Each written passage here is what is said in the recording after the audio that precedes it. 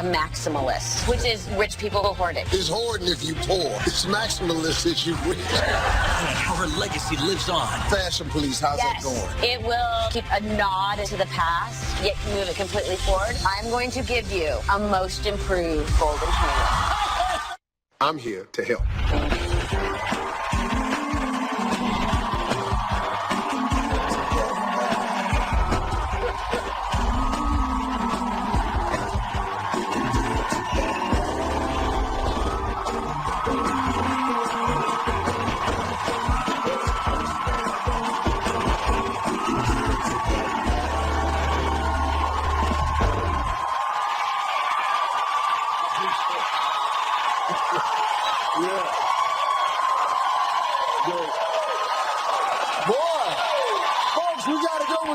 You know, this Sunday is Father's Day, which is a chance to celebrate dear old Dad.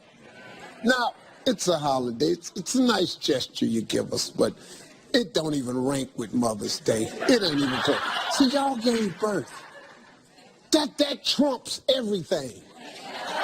I do what I do. And because we get treated this way, our advice comes with a little bit of an edge to it.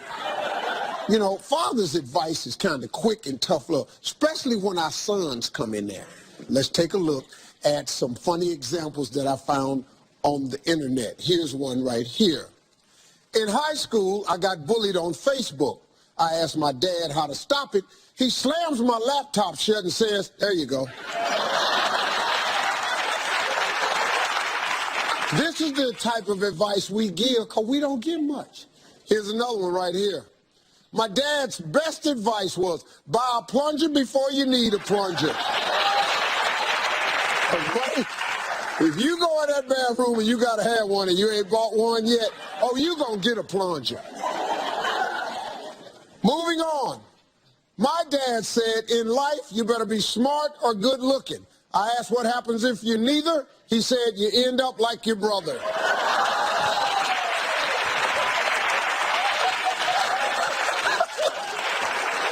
All right, here's another one right here. Before I left for college, my dad said, condoms are cheaper than babies. Take it from me. I tell you, that's how we talk to these boys. How about this one right here? I asked my dad how to get girls. He said, lose weight and stop mumbling. I was offended, but he was right. That's Dad, man. All week long, we're going to be celebrating the best male R&B artists of the 90s. Today is going to get real hot and sexy. That's because Genuine is here. We're going to sit down and talk about a few things, and he's going to be singing his smash hit, Pony. But first, my new favorite segment, let's go, The Way I See It.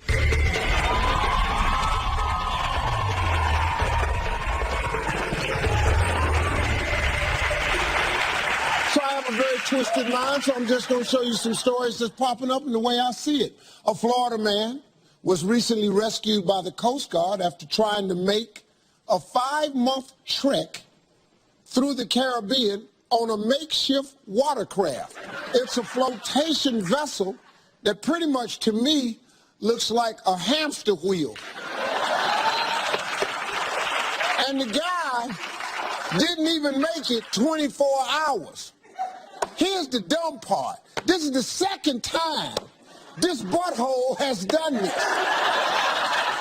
And he has had to be saved twice. Now, every time they go save him, this costs taxpayers more than $100,000 to go and rescue this butthole who damn near killed himself twice. Now, here's my thought, and forgive me because I know this is daytime. The Coast Guard should just take a BB gun and just shoot all the air out the damn thing, and then let his ass swim back and we save $100,000. That's all we got to do. Let's move on to the next one. You ever get the urge to dine in the nude?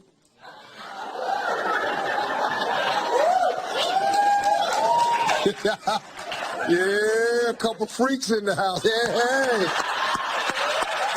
All right, hey. In public, there is a new pop-up restaurant in London which is allowing patrons to do just that. They can dine in the nude. But it only has 42 seats in the restaurant. The waiting list has gotten pretty long. Reports say that there are more than 32,000 people on the waiting list to go in here so they can eat naked. Now, I really don't want to eat naked. I do want to see who in there eating naked. The only problem is, most people that like to eat that much don't look good naked. And here's my real problem with it.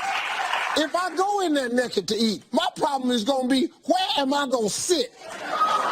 Because if you done had your naked ass on that chair, I'm going to need some burlap or something. And what bothers me more than anything is when you get up out that seat, if I hear you get out the seat. If I hear a sucking sound, I don't want that seat. If when you get up, your butt shuts and puckers, plop, and there's a sucking sound, and you got the cushion in the crack of your ass, I'm not going to want to sit there. We'll be right back, folks. Coming up next, Steve chats with Melissa Rivers about life's. I cannot tell you how good this is for me. You don't know. I've been a huge fan of Joan Rivers for the longest because, you know, when you get into stand-up, you look at all of the greats and you go, okay. But then to have her sitting here cussing and saying what I want to say, that's even better.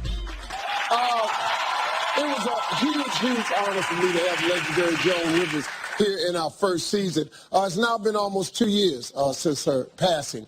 And in that moment, the world lost a comedic icon. And but through her daughter, Melissa, Joan's legacy lives on. She's the host and executive producer of Fashion Police. Please welcome Melissa Rivers.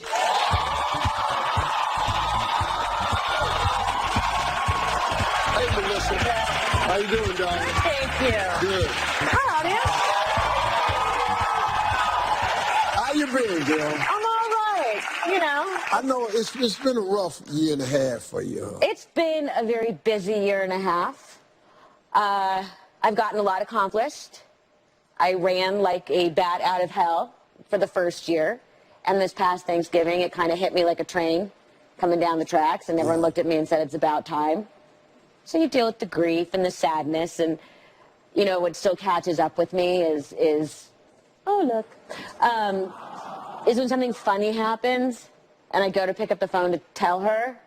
And I realize she's not there to tell. And I think, who is going to find the humor in this but me? Right. Or but her? Yeah. Where, like, and it usually has to do with, like, people who are morons. Yeah, absolutely. You know what I mean? Yeah. Where you're in one of those situations and you're like, really? Yeah. Is this person really, are they me right now that I'm supposed to be believing this? I just want to get in the car and be like, is it me or is it them? I'm looking for that person to still say, oh, no, it's them. No, really. You know, but so that's when I miss her, is when to go pick up the phone. Or with now my son, Cooper, who is now 15. 15? 15. Teens aren't fun. No. Okay, do you remember the old movie Invasion of the Body Snatchers, where they would walk in and the body snatcher would go like, at like the real person? Yeah. That's, I think, kind of like living with a teenager. You walk in there normal, and you walk in the room like 5 minutes later, and they're like, you know, They different. Teens are just, they're not human. They're just these vile creatures. Let me tell you It's what like it this is. thing invaded my house. Yes, I've had 7 of them have done that. Oh, and you're upright. Yes. I bow down. No, see, because I understood it. They think they know everything. And we know But nothing. they're actually the stupidest people in the world. They really are. Oh, no, they are. They are. I ain't never seen it. But they think they know everything. They don't know la-di-da. No, not at all. And I know I have an easy one and a good one. And I am so proud of how far he's come in a year and a half. Yeah. Because he was so close with my mother. Right. But that guilt of him losing my mother with me is wearing thin. Because now every time he wants something, it goes into, well, Grandma. I'm like, oh, fascinating. You know what? No, Grandma would not let you have a Ferrari. I can guarantee. No. Grandma would not let you go to Cabo unsupervised. No. Yeah. No. I can guarantee that. But his 15 years, he thinks that equals to all the time you had. Yes. So now he knows better what Grandma would think than even you. Yes, but the teenagers are just, they're Stupid. tough. They're stupid. And they only think in the moment. They don't think of, they will say whatever they need to say in the moment to make it work. Yeah, ain't no future. It's tough, but there are a couple events coming up. Yes. That are honoring your mom. Yes. Talk about it a little bit for me. Well, the Kennedy Center has now, as they do the Kennedy Center Honors and the Mark Twain Award, they've now started a comedy festival, and it's their first comedy festival, and the person they are choosing to honor is my mom. Really? And that will be on June 22nd at the Kennedy Center. Also, there's an auction going on. Yes. Also on the 22nd, Christie's Auction House, we will be doing the big estate sale, the big private collection of Joan Rivers. Wow. And it's the major estate sale. We've got a bunch. Here's the sampling of some of the items. My mom had been gifted a silver drinking bowl for her beloved dog, Spike. That's one of the items. A little green pagoda silk doghouse that none of her dogs ever went in. So even if you're dog allergic, you can still buy that. That was in her living room. A coat that she wore to an E event. And in the center is one of my favorites. It's a diamond pin from Harry Winston that she actually designed with them. So it's everything from real memorabilia to things from her apartment, which people have seen in Architectural Digest and photographed over the years, to some costumes, to china and jewelry and furniture. And it's really a look into the elegance and lifestyle of my mom, which was quite phenomenal. Yeah. My mother, as I like to say, was a maximalist, which is a nice way of saying she had a lot of stuff.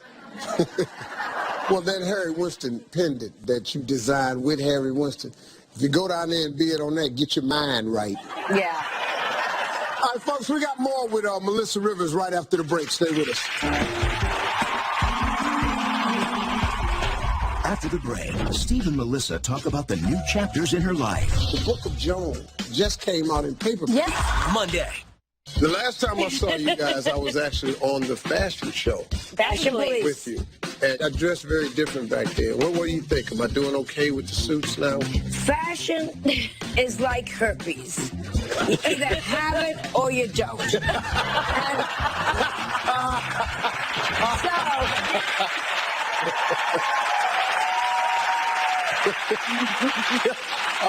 was so wise. Such a wise woman. I'm back with Melissa Rivers, and that was a clip of her mom, the legendary Joan Rivers, back in 2013. It's like herpes. Who says that? I mean, when she started, I just, where's Joan going? Fashion is like herpes. You either have it or you don't. Damn.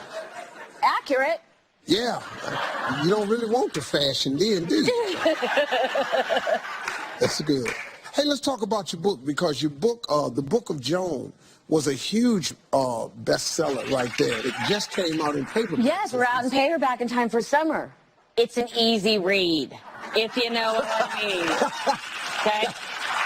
It's a light, easy beach read. You're not going to come to the shallow end of the pool with me. Yeah. But it was very cathartic to write. And I talked about this when it came out in hardback. It's called The Book of Joan, Tales of Mirth, Mischief, and Manipulations. And it's basically just adventures in my life and with my mother and my parents and my son. And it was the most cathartic thing I've done in the last year and a half. Yeah.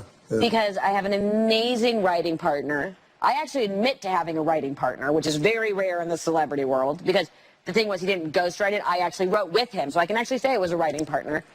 And I knew when I would see that on my schedule 3 or 4 times a week, that time I knew we would laugh. That saved both of us. Right. Writing that book. And now we're working on book number 2. Wow, that's really nice, you know. And that, it was really amazing. Yeah. You don't have to worry. This is not going to be like when I decided over spring break, oh, look, I can read War and Peace before midterms. You know what I mean? You know what I mean? It's not that. It's a nice, light, easy vacation read. Ain't no big words in it. Well, there's a few. I got to show my parents, you know, that you have some that I used my son, that expensive education paid off. Now, you know, all my books, I had a writer. I had to have writer because I can't write. And if I write like I talk, and look at here in print. Isn't that funny when you write something down and it sounds so good in your head, and then you read it and you go, that makes no sense. Man, seriously, I actually wrote a paragraph and turned it in to HarperCollins, and the lady, she FaceTimed me. The whole time she was like, Mr. Harvey, who wrote this? I did. She said, excuse me, what is this? I said, that's this. But I just wrote this, D-I-S, this here. This here's my book. Look at here at all these pages. See, and I tend to do what people who are verbal do, and I like to write basically in one giant long run-on sentence with a lot of commas and dashes, because I'm changing thoughts so many times. See, I don't know where to put a comma. When in doubt, put a comma. No, I go ... Same idea. I just pause. I text people, they just be laughing. My son go, Dad. And when I misspell a word, like, you know how it auto-corrects you and the word come up that it's supposed to be? I don't think they got it right. Yeah. So I keep going. I send text with the squiggly line under it, deal with it. Well, you know what my mom used to do in her emails was, you know how it says, you know, like the subject line? She would just start typing in the subject line and would just continue all the way down. Yeah, this is the subject. So there was never anything in the body of the email. It was all just in the subject. Okay, since we're doing email stories. 3 years ago, I didn't know. I don't like emailing, right? So 3 years ago, my buddy texted me from an email with some other people in it, which I didn't pay attention to. And so I typed back my response. And then at the bottom it says, reply all. So yeah, I want my whole damn response to go out. So I hit reply all.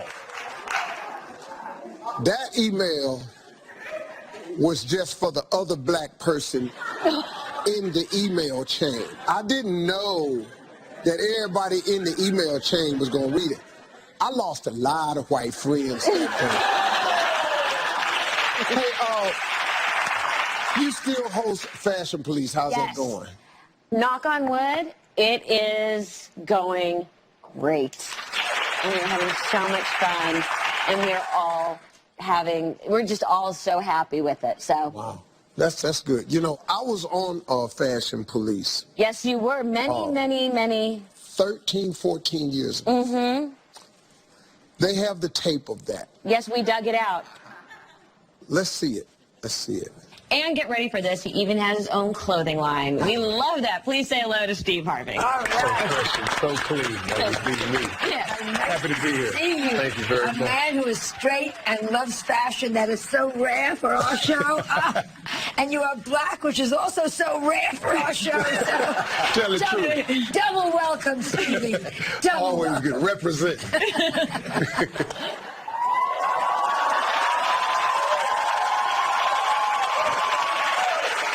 And I'm not sure if you can really tell, but if I remember correctly, That suit was actually like a dark purple. Yeah, purple, yeah. Yeah. Oh, that's how I dressed back then. Mm-hmm. Yeah. And we don't have a long shot, but it was when you were in the long jacket. coats, big pants. Yep. Yep. Straight pimping. Yep. Okay, well, we've been going through a lot of stuff. Yeah, because my mom had a lot of stuff. So I've been going through like basements and sub-basements and sub-sub-basements and storage units and... Because she was a maximalist. A maximalist. Maximalist. Yes. Okay. Which is rich people hoarding. Rich, it's hoarding if you poor. Yeah. It's maximalist if you rich. Yeah, it's rich people hoarding. And we used to give out these things called golden hangers that which we don't do anymore. And they were these awards that people actually, believe it or not, at the time on E, people were really excited to win them. And we found one in the basement. And to look at you now and to look at you then, I'm going to give you, on behalf of my mother posthumously, a most improved golden hanger. Yeah.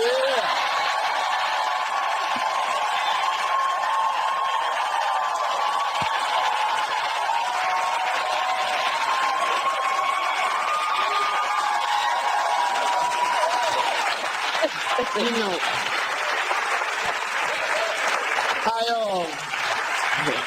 I want to thank you all on behalf of my wife, who changed me dramatically, for those of you who stood by me through all my years of pimping. Please know, the old saying is true. Pimping ain't easy. But somebody gotta do it. What are you doing? What are you doing? Hey! Hey, I want to say big thanks to Melissa Rivers. Everybody catch Melissa on Eve's Fashion Police Monday, August 29th after the VMAs. And you can read more about her life with her legendary mom in the Book of Joan. It's available now in paperback, and everybody in here is going home with a copy of it. Yeah, we'll be right back.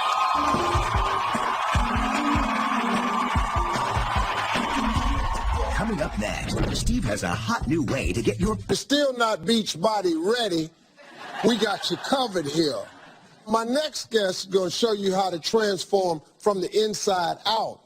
He's the creator of something that I introduced to you a few seasons ago called juicing. Please welcome molecular health specialist. Please welcome my buddy Liddell here.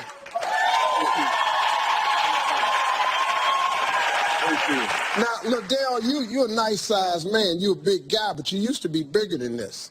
Actually, I was. You know, started many years ago when I was with my grandfather I was around 5, and I started consuming all these leafy green plants. My grandfather taught me about herbs and raw plants at a very early age. So I used to wonder how he was considered a medicine man in this small town.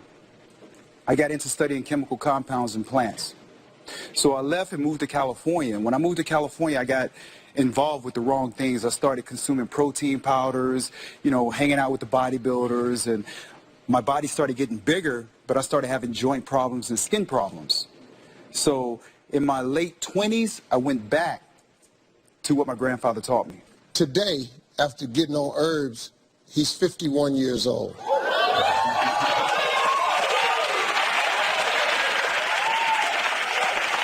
And I know as I stand here, you're probably thinking the exact same thing about me. Thank you, ladies. Thank you so much. Yeah. Yeah. I'm actually 85. Now, Liddell, let's get into some of this stuff that you got. What can people do? Let's just get to it, Liddell. Okay. What can they do to look like you? Well, first of all, it's a lifestyle.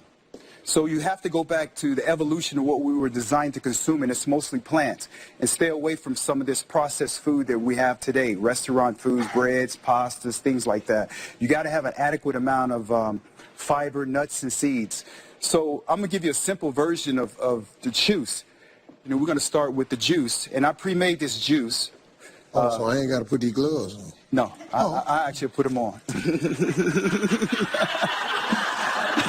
I thought I was getting ready to make something. I actually pre-made this juice. Well, so much for the gloves.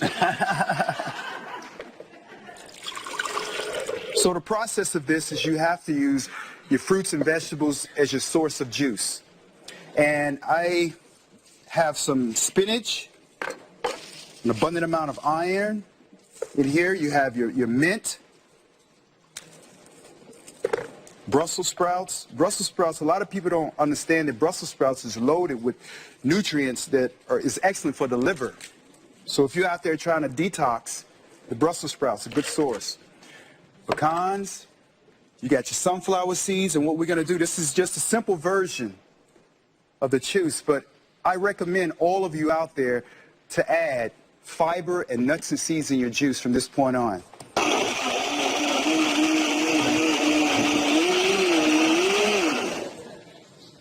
And you're going to blend it just enough so you have the particles where you can chew it. Now, this is what the juice looks like that you can buy.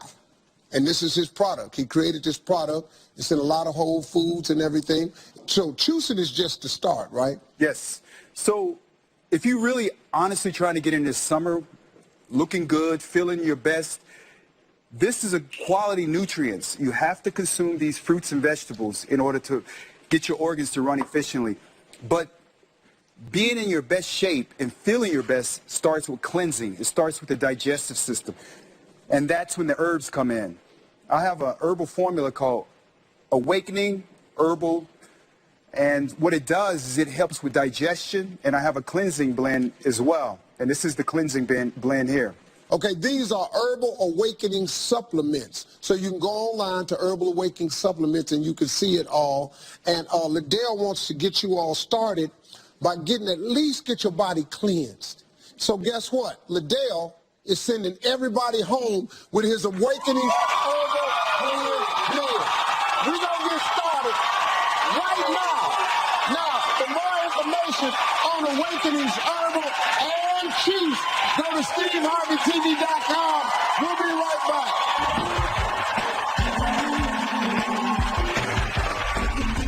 Stay tuned. Men of 90s R&B Week wraps up with the one and only Genuine. Man, how you been, man? Oh, man, I've been good, man. Just working all the time, as usual, just like you. Here's Genuine.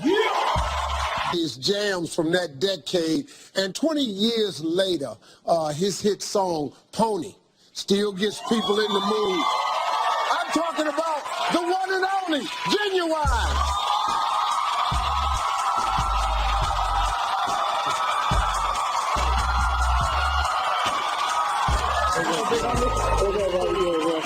My man.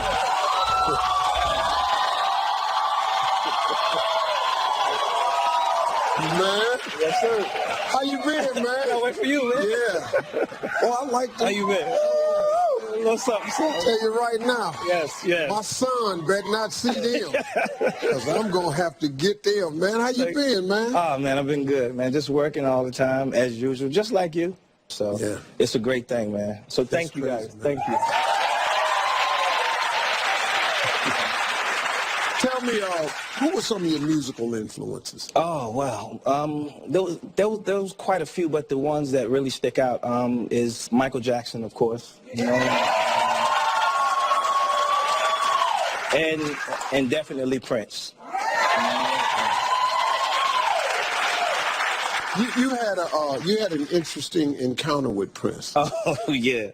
I went to Minnesota, and, you know, I had a show there, and he happened to come there. you know, and everybody was like, "Oh, Prince, man, you know, you gotta watch out, man. You can't look in his eyes and all this." I was like, "What? Look in his eyes?" I was like, "What?" So, and then I finally saw him, and I was upstairs. I forget the name of the club, but he came up, and I was like, "Oh man, I got all nervous." And then he said, "Come here." So I came to him. He's like, "I usually don't like people doing my music," and I was like, "Oh man," he said, "But you did a good job." I was like, "Oh, thank you." Thank you. Yeah. So, I mean, so that made me feel good. You know what I mean? So, you know, and, you know, somebody hit me, and they were just telling me something. And it couldn't have been no more than 3 or 5 seconds. And then when I turned around, he was gone. I was like, and you know, when usually somebody leave, you can see him walking through the, you know. Yeah. He was nowhere to be disappeared. He was gone. I was like, oh my God. Yeah. But people told me he do that a lot, so I guess he perfected it. I don't know. I've known you for a long time, Yes, you know. sir. I've always kind of kept up with you, man. You had a lot of struggles in your life, man. You've been going through a lot, man. How has that helped shape you? You know, struggles, that's what make you who you are now. You know what I mean? And, you know, early on, my father died. He committed suicide. And my mom died the next year, so, of cancer. So, needless to say, I went through my little thing, you know what I mean? Drinking and just having fun, getting in trouble and all that kind of stuff. But I got saved in 2005. So now... So that was really one of the things that really brought me through all my challenging times. You know what I mean? It was really a struggle for me, though. You know what I mean? And I'm really a private person, so I really didn't reach out to a lot of people. So when I got saved, I had a minister. You know, his name was Minister Lawson, and my pastor was Pastor Cherry in Maryland. And Minister Lawson really stayed with me a lot. Called me every day. He was like, "Get up. Nope, we ain't gonna let you do that. Get up." You know, just making sure I was all right. And, you know, as you continue to read and practice what you are reading and everything, you find that inner strength, and you find it, and you just get better. And so I'm here now on the Steve Harvey Show. Your song, Pony, got a big boost out of this movie. Magic Mike, man. Yes. And why did everybody clap when I got to that? I didn't even finish it. Movie, They know. You know, Magic Mike, they actually used it twice, for the first one and the second one. And then I was in a movie called Chocolate City, and we used it for the first one, and we're actually coming out with the second one. I just saw it last night. So Pony has really kept me out there and relevant and a good check, you know. And you know, like I said, I've been blessed to have 9 CDs, you know what I mean, and a lot of artists that came out around the time that I came out, you know, I don't really see them that much. You know what I mean? So I'm blessed, and I'm thankful that people really continue to support me, you know what I mean, because it's been a long time. It's been a long time. Hey man, so what's next for you? Well, what's next, man? You know what? I'm going on a few tours. Me and Keith Sweat is trying to get something together. Then I'm doing, like I said, I'm doing a little acting, you know, and I'm doing a lot of writing, which I want to talk to you about. You know, some sitcoms and some movies and all that. You know, they've always told me, you know, a song is just a short form movie. So now I'm just stretching it out now. You know what I mean? And I'm just learning and doing animation. I got an animated series called Buddies, and with that I'm gonna talk to you about.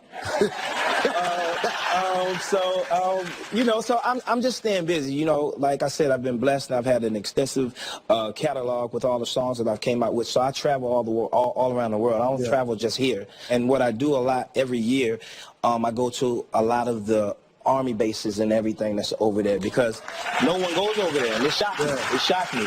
Charlie Wilson goes over there. You know what I mean? You know, and Charlie Wilson will go over there, and a few other people, but a lot of artists don't. And when I go over there, it's like I'm Michael Jackson. You know what I mean? Because they don't get that, and it's just good to feel home for a few minutes. Wow. You know what I'm saying? Yeah, I got you. And it's just great, man. So I'm actually going back over there probably in September, and I do like about 5 to 6 bases over there.